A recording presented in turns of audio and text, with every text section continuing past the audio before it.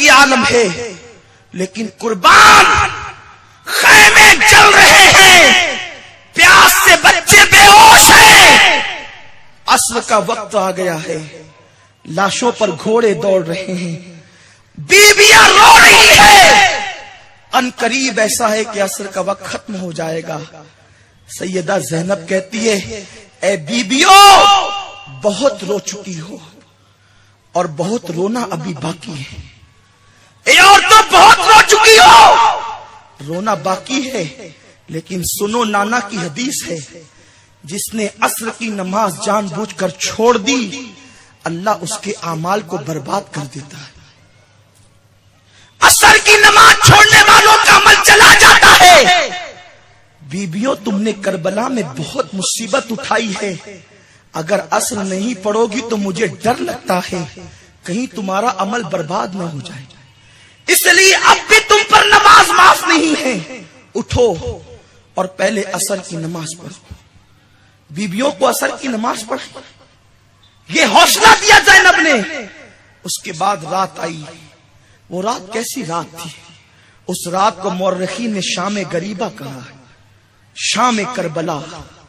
اللہ اکبر، یوں تو ہر غریب کی شام عجیب ہوتی ہے، امام اہل سنت نے کہا جو مسافرت کی شام ہوتی ہے نا وہ بڑی عجیب ہوتی، صبح وطن پہ شام غریبہ کو دو شرف، یہ شام غریبہ وطن سے دوری کی شام ہے، مسافرت کی شام ہے۔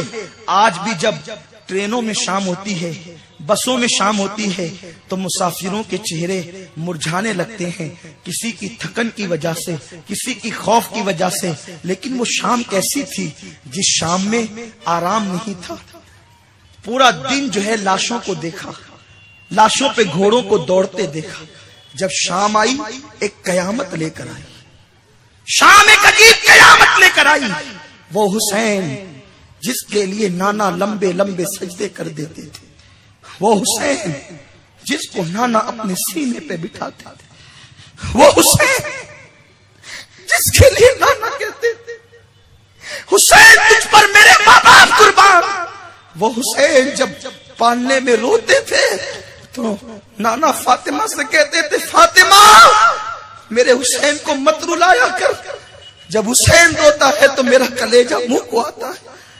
وہ حسین کا لاشا پڑا ہوا ہے، کفن نہیں ہے، کفن موجود نہیں، قبر کے لیے زمین موجود نہیں، جس کے نانا پوری کائنات کے مالک ہے، جنت کے مالک ہے، اس حسین کو دفن ہونے کے لیے زمین نہیں، اس حسین کو کفن کے لیے کپڑا نہیں، 6 مہینے کا لاشا کچلا ہوا رکھا ہوا ہے۔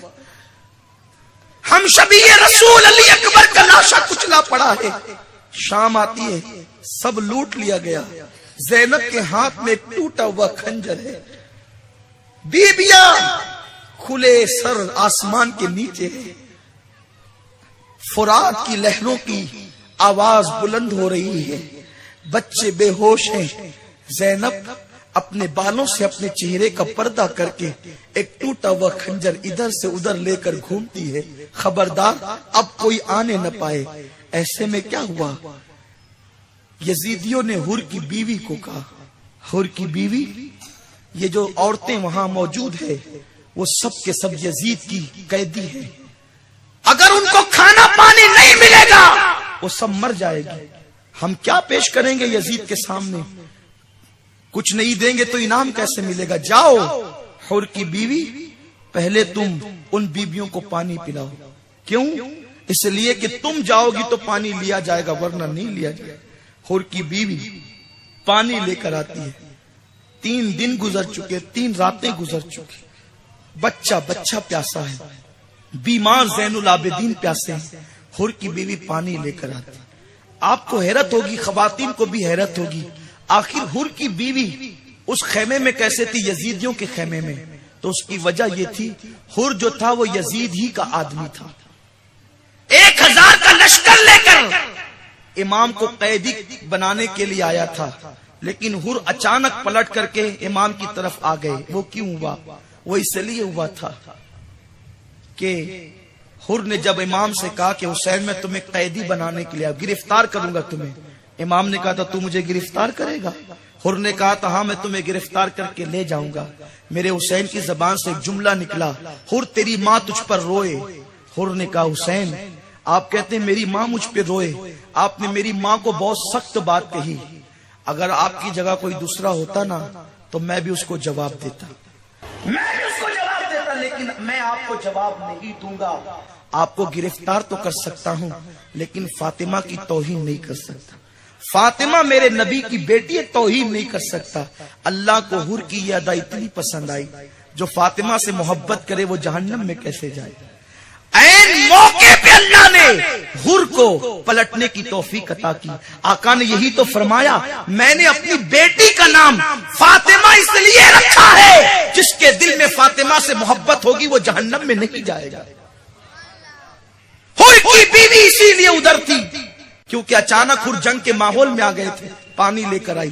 زینب نے ٹوٹا ہوا خنجر آگے کیا, کہا خبردار کون ہو, بہت لوٹ چکے ہو, اب کیوں لوٹنے کے لیے آ رہے ہو؟ جو لوٹنا ہے صبح لوٹ لینا, اب تو ہمارے پاس چادریں بھی نہ رہی, اب لوٹنے کیا آئے ہو؟ حر کی بیوی نے کہا بی بی میں آپ کی کنیز ہوں, حر کی بیوی ہوں, مجھے ملنے کی اجازت دی جائے. زینب نے ملنے کی اجازت دی. سیدہ زینب کے پاس آئی. حر کی بیوی نے کہا بی بی میں حر کی بیوی ہوں, پانی لے کر آئی, پانی لے لو, پانی قبول کر لو. اب سیدہ زینب نے جب پانی کا کٹورا دیکھا دن بھر کا پورا ماحول یاد آ گیا. کہا حر کی بیوی میرا معصوم اصغر جب تڑپتا تھا پانی کے لیے اس وقت تو کہاں تھی؟ میں معصوم اصغر کو شیعوں کی اصطلاح کے مطابق نہیں کہتا, لغوی معنی میں معصوم کہتا ہے, جسے علامہ ارشد القادری علامہ مشتاق نظامی کہا کرتے تھے. حر کی بیوی سے کہا زینب نے, حر کی بیوی کہاں تھی تم جب میرا 6 مہینے کا معصوم پسلیوں والا پانی کے لیے تڑپ تڑپ کر جان دے گئے. حر کی بیوی ہم شبیہ رسول جب میرا علی اکبر پیر زمین پہ رگڑتا تھا پانی کے لیے تو کہاں تھا؟ لے جا یہ پانی میں نہیں پیوں گی, لے جا. حر کی بیوی نے کہا بی بی میں اہل بیت کی محب ہوں, اگر میں پانی واپس لے گئی تو وہ میرا مذاق اڑائیں گے. سیدہ نے کہا لے جا, مجھے تیرا پانی نہیں چاہیے. تو اس نے کہا بی بی آپ کو آپ کی ماں فاطمہ کا واسطہ میرا پانی قبول کر لو. جب ماں کی بات آئی سیدہ فاطمہ کا نام آیا, پانی قبول کر لیا. ٹھنڈا ٹھنڈا پانی کا کٹورا جب سیدہ زینب کے ہاتھ میں آیا تو زینب نے کہا 3 دن کی پیاسی ہے زینب, 3 دن اور 3 رات کی پیاسی ہے, 4تھا دن شروع ہونے والا ہے. لیکن قربان یہ زینب ہے. زینب کہتی ہے نانا کی حدیث یاد آ رہی ہے. نانا نے فرمایا جب کھانے اور پینے کی چیز ملے تو پہلے چھوٹوں کو پلاؤ, پہلے چھوٹوں کو کھلاؤ. میرے پورے قافلے میں سب سے چھوٹی سکینہ ہے, میں پہلے اسے پلاؤں گی پھر خود پیوں گی. اے میری بہنوں غور کرو, 3 دن کی بھوک اور پیاس کے بعد بھی زینب نے حضور کی حدیث کو ترک نہیں کیا.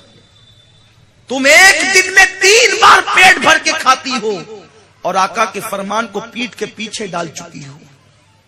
آقا کے فرامین کا کوئی لحاظ نہیں. گھر جہنم کدا بن چکا ہے.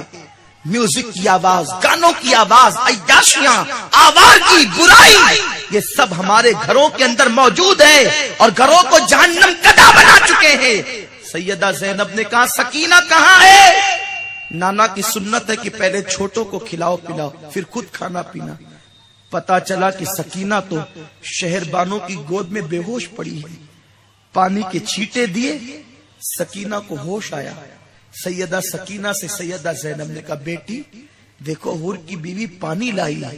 توجہ کریں, اہل بیت کے گھر کا ماحول کیا ہے, کیا ماحول بنایا تھا ان لوگوں نے اپنے گھر کے اندر سنتوں پر عمل کا, شریعت کا.